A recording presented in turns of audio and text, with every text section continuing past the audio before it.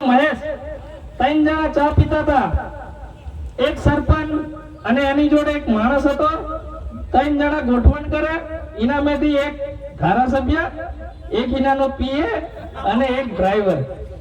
કહેવાનો મતલબ આપણે તો ચૂંટણી લડવાની હજુ વાત કરી પણ નથી, પણ જે આપણાથી ડરેલા લોકો છે એ લોકો જ આપણામાં ધારાસભ્ય આજે જોવા લાગેલા છે કે 2027 માં લગભગ રાજગઢ વિધાનસભા આવે ને સમિતિ વાળા ખેલ બગાડે.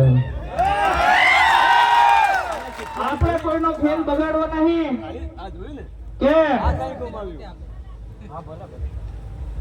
એની સાથે વાત કરજો.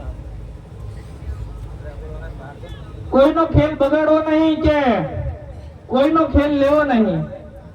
આદિવાસી યુવા સમિતિનો નિયમ છે મેદાનમાં પડતા પહેલા પૂરી તૈયારી કરીને પડવાનું. જ્યાં સુધી તૈયારી આદિવાસી યુવા સમિતિની નથી થતી ત્યાં સુધી આદિવાસી યુવા સમિતિ મેદાને નહીં પડતી. પણ જ્યારે આદિવાસી યુવા સમિતિની તૈયારીઓ થઈ જાય અને મેદાને પડેલી છે તો ઇતિહાસ સાક્ષી છે કે આદિવાસી યુવા સમિતિ કોઈ દિવસ હારી નથી. કહેવાનો મતલબ રાજકારણ અમારે કરવું નથી. આપણે માત્ર સમાજને લઈને, સમાજના નાના માણસોના કામ લઈને અને સમાજના મુદ્દાઓ લઈને ચાલવાની જરૂર છે. રાજકારણ કરતા સમાજ મોટો છે. આજે સમાજ તમે અહીંયા ગાડી બધા આવ્યા છો, અમારે કોઈને પેટ્રોલના પૈસા આપવાની જરૂર નથી પડી, ના અમારે તમને ખવડાવવાની લાલચ આપવી પડી છે. અમે ફાળો ઉઘરાયો, જે કોઈ ફૂલ નહીં તો ફૂલની પાકડી, મોટા ફાળા તો આવે અને છેલ્લા ખૂટે તો ડોક્ટર જયરામ અહીં મારે બોને લાગે એટલે મારો પાણો હોય એટલે એ બૈરાલો છે એટલે અહીં તો પૈસાની જરૂર નહીં. પણ કે ગયા વર્ષે એમ થયું હતું કે અમે લોકો ફાળો આપવા માંગીએ છીએ એમ કરીને ઘણા લોકોએ જાણ કરી હતી. એટલે આ વખતે અમે લોકોએ ફાળાની પાવતીઓ પણ વધારે છપાઈ. ફાળાની પાવતીઓ છપાઈ, એમાં ઘણો સારો ફાળો આવ્યો છે બધાનો. અને જે સહકાર કર્યો છે ફૂલ નહીં તો ફૂલની પાખડી, એનાથી અમે ખૂબ જ આનંદિત છે અને તમારા બધાના આભારી છીએ. પણ મને એક ફાળો યાદ છે. પરોલીના આજે જે ભાઈ આપણું ડીજે લઈને આવેલા છે S1 ડીજે, અને એક આપણું બીજું ડીજે છે પાલ્લાથી અર્જુન ભલસિંહનું. એ S1 ડીજે વાળા પરોલીના રમેશભાઈને એક નાનું છોકરું 1 રૂપિયો આપીને ગયો હતો અને ફાળો લખાયો હતો.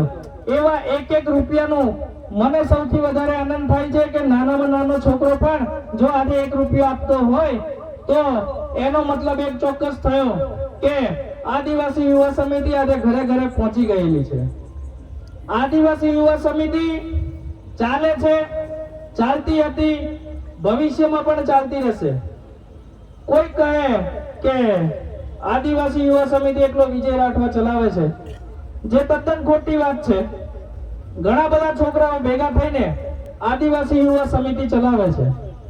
પણ આદિવાસી યુવા સમિતિ જો કોઈનાથી ચાલતી હોય તો જો સૌથી તાકાતવર જો કોઈ હથિયાર હોય તો એ માત્ર છે સમાજ. આજે જો હું ગમે તેટલું સારું બોલતો હોઉં પણ તમે બધા અહીંયા ગાડી ના ઉભા હો તો મારા બોલવાનો કોઈ મતલબ છે નહીં. કહેવાનો મતલબ આજે આદિવાસી યુવા સમિતિથી બધા લોકો ડરી રહ્યા છે. લોકો એટલામાં એટલે કે રાજકારણીઓ કે આ લોકો અમારું જતેદાડે પૂરું કરશે. અને હું એમને પણ એક ગેરંટી આપું છું કે તમને જે બીક છે એ બીક હાલમાં તમે જે રીતે ચાલો છો એ રીતે ચાલશો તો ચોક્કસ અમે તમારું પૂરું કરીશું. એમાં કોઈ સંદેહ નથી. અમે અહીંયા સમાજ માટે બોલવા ઊભા થયા છે.